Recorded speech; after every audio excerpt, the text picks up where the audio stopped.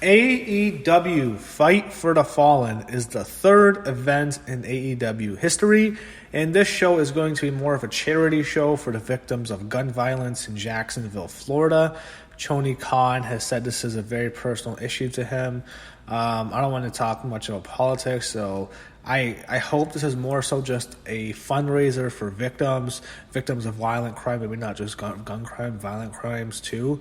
I don't know if this is really going to be like an anti-gun show, an anti-Second Amendment, an anti-NRA kind of show.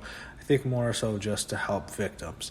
So you have a good card. It's going to be more of the line of what Fyter Fest was. This is more of a charity show.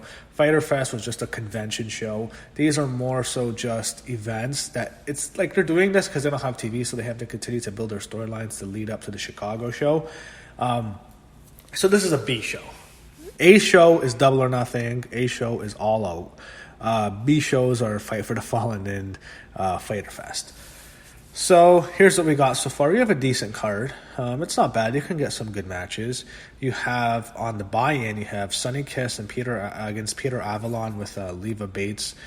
This will be on Bleacher Report. I think the whole show is free again on Bleacher Report Live. As to who wins this match, I think Sonny Kiss wins. Peter Avalon's a jobber. Leva Bates, she can be, I don't know if she's a star. She has a good gimmick. She's an annoying heel. She gets under people's skins with that fucking library gimmick. It's annoying as hell. But I don't think she is going to have her guy win. I think Sonny Kiss wins. Peter Avalon will be more of a jobber here. But Leva Bates would definitely be the star of those two. Next, we got a women's match. You have Britt Baker and Riho against Bea Priestley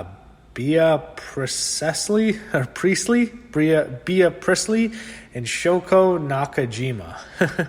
Had more trouble pronouncing the English name than the Japanese name. This is interesting because I think they're going to push Britt Baker and Riho as two of the top female stars. I think Riho can be a top female star as much as Britt is. I think they need more female talent. I've talked about that a lot, about their female roster. They need more. They need some more stars there. They have a decent base right now, but not enough to take you into the future and have a major women's division. But Britt Baker and Riho, I think, are probably the two top baby faces in the women's division, and there's no doubt in my mind, 100% they take this. Easy win. Britt Baker and Riho take this easy. Next, you have a six-man tag.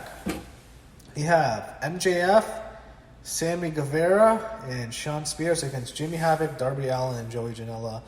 To look at everyone here, Joey Janela is an idiot. He got into a fight with Enzo Amore at a concert. I don't know anything about it. It's fucking stupid. Fighting a loser like Enzo was just embarrassing. Darby Allin, again, he had a really good showing at Cody. And Joey Janela, I mean, him and Darby Allin, it's interesting they're on the pre-show right here because they both had like a good showing at the last show. Joey Janela was in the main event. He faced Moxley. And Darby Allin on the last show faced Cody. They had a very competitive match. So they're two of the more top guys here. You know, I'm just going with Jimmy Havoc. I think has to take the fall here because he's a loser. I think Jimmy Havoc sucks. I hate him. He has the arms the size of a 7-year-old boy.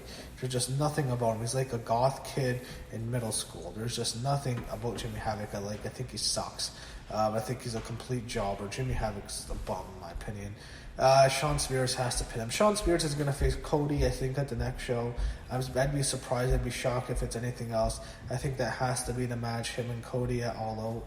And he needs a win here, so I'm going to go with Shawn Spears to pin Jimmy Havoc. And MJF is a great heel, one of the best heels they got. He's going to get a win too, and so is Sammy Guevara. So we go with the heels to win, and with Shawn Spears pinning Jimmy Havoc on the buy-in. That's it. Now let's go to the Fight for the Fallen main card. You have the Dark Order, which is Evil Uno and Stu Grayson. These are the guys who you see, just that gothic gimmick. I'm not a fan of the Dark Order. I think they suck. They're against Angélico and Jack Evans, and also against Jungle Boy and Luchasaurus. Jungle Boy and Luchasaurus are one of the most fun tag teams in the company right now. They're both very entertaining. I really like Jungle Boy, not just because his father was Luke Perry, who passed away recently. I think he has a good character. I think he has a good look to him. I think he can actually be a star. Luchasaurus has a good look too. I think he's good. But I don't think they're going to win, and it's not going to be a situation where they're going to get screwed here because they're not going to get pinned. I don't think it makes any sense to beat them right now. I don't think either Jungle Boy or Luchasaurus gets pinned here, so they're not winning. Comes down to the Dark Order or Angélico and Jack Evans.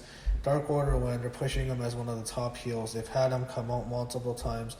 I think they're setting up with them against the Best Friends. I think that's probably going to be the first tag team title match in AEW history. I think the Dark Order for sure take this win here, and I think they get the victory in their debut. Next, you have the Lucha Brothers, Pentagón Jr. and Rey Fenix against SoCal Uncensored, Frankie Kazarian and Scorpio Sky, with Christopher Daniels managing them on that show. He won't be wrestling. Lucha Brothers win. They've lost in the last two shows. They're the AAA Tag Team Champions. They lost to the Bucks on the Double or Nothing show, and then they got the titles back at the AAA event, and now they are going to face a team in which I think it makes sense for them to win because they're more up on the card. They lost a 6-man tag against the Young Bucks and Kenny Omega. I think it makes more sense for them to win here. I don't see them losing. I don't think it makes really any sense for them to lose in this match. Lucha Bros win. The other three are just veterans. Frankie Kazarian, Scorpio Sky, and Christopher Daniels. They're all veterans. They're all great performers. They're great to have backstage, but as top stars, their time has passed, and I think it makes sense for them to lose. So, Lucha Brothers take this. Next, we have Brandi Rhodes against Allie. Allie has been built up pretty well in this match. They've had Brandi take shots at her. Brandi is clearly the heel. They did stuff with Brandi crying before this match. It's a lock. Brandi's going to win here. Allie's not winning. It makes no sense to have Allie win. Brandi beats Allie pretty decisively, in my opinion.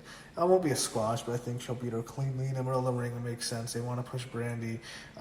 Cody is Triple H. Brandi is Stephanie McMahon. That's clearly what I see them and how they position them in that way. Brandi, I think, for sure wins. It could be a decent match. Her matches weren't the greatest. I think they'll work hard. They probably have gone over the match 10 times, Ronda Rousey style. They're probably practicing a match. They'll have a good... It won't be an embarrassment. It's not going to be horrible. I think they'll work hard. I think Brandi wants to make it good.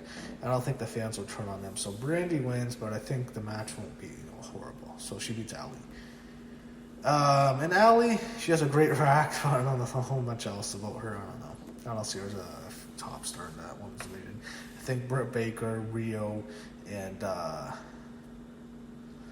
Kylie Ray will be pushed ahead of her as female baby faces.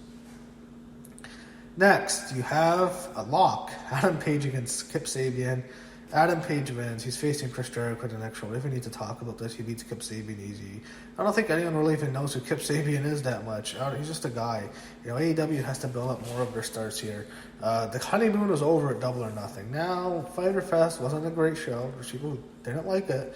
And this show, again, I don't expect it to be a great show. You're going up against Extreme Rules the night later. We'll see. Also, this show is going head-to-head with Evolve. I won't be reviewing Evolve. We'll watch Double or Nothing. I'm not watching 3 fucking wrestling shows in the span of 2 nights. I can't take that. I'm tired of watching wrestling as it is. I'm going to watch Fight for the Fallen on Saturday, and I'll review it. Then on Sunday, I'm going to review Extreme Rules. I'm not watching Evolve. Just too much now. As to who wins, Adam Page easily beats Kip Sabian. All right, you have the man who was complaining the most about WWE running Evolve night head-to-head against Fight for the Fallen. Kenny Omega, he faces Cima in a match I think will be the best match in the show by a wide margin. Cima has a good future, but Kenny Omega is going to win. There's no doubt. I think the more so the question is, what does Moxley do? Moxley, I think, will make a run-in for sure. I'm sure he beats down Kenny Omega after the match to set up their big match at All Out. That's going to be an anticipated match. It's going to be a pretty big match, actually. I think that might be more of a bigger match than Jericho and Adam Page. But no doubt Kenny Omega wins. It'll be a really good match. Kenny is going to have the best match easily, and he beats Cima without question. We can get to the main event. I think this goes on last because I think it's been built up the most. They built this up all the way back to Double or Nothing when they had Cody and Dustin in the ring after a bloody match. Dustin busts him, and Cody cries and asks him to be his tag team partner. Says he needs his big brother. They're up against the Young Bucks, Matt and Nick Jackson. So I think the Young Bucks are going to win. I think it's going to be played up more so of Cody Rhodes not being 100%. I think that cost him the match. I think Cody takes the fall here. I think they're going to set up the chair shot that happened at Fyter Fest very well. It was a sick chair shot. It was nasty. I think they do a good job building that up. I don't think it makes any sense for him to win. I think they sell the concussion. He has concussion problems in the match. He takes one too many super kicks. I think Cody gets pinned here in the Young Bucks go over. So that's my predictions for Fight for the Fallen. More of a charity show for victims of gun violence. Not expecting it to be a very political show, even though we know where AEW's political views are. I don't expect it to be like this anti-gun message. I think it'll be more so just to help people who have been victims of violence, who've been victims of violent crimes. That's more so what it is. Could be a good show. You know, the tag match could be good. Omega's match could be good. So those two matches will probably deliver. It'll probably be a good show. I expect it more so on the level of Fyter Fest. A good show won't be on the level of Allin or Double or Nothing, or All Out probably will be. It is a B show for AEW, but I think once they get TV, you'll stop seeing these B shows and they'll just do big shows like a Big Four pay-per-view. But this isn't necessary. There's no TV right now. Have to build up to the bigger show. We'll see. Hopefully the show's a good show, and hopefully we get two good nights of wrestling. You know, you have Saturday. Some of you are crazy enough to watch 3 shows. You have Evolve, 141, then you have AEW, Fight for the Fallen, both on Saturday. Then on Sunday night, you have Extreme Rules. Hopefully we get some good wrestling this weekend, and we have something to talk about. So I think this show will deliver, and hopefully AEW goes 3 for 3 and has another good show.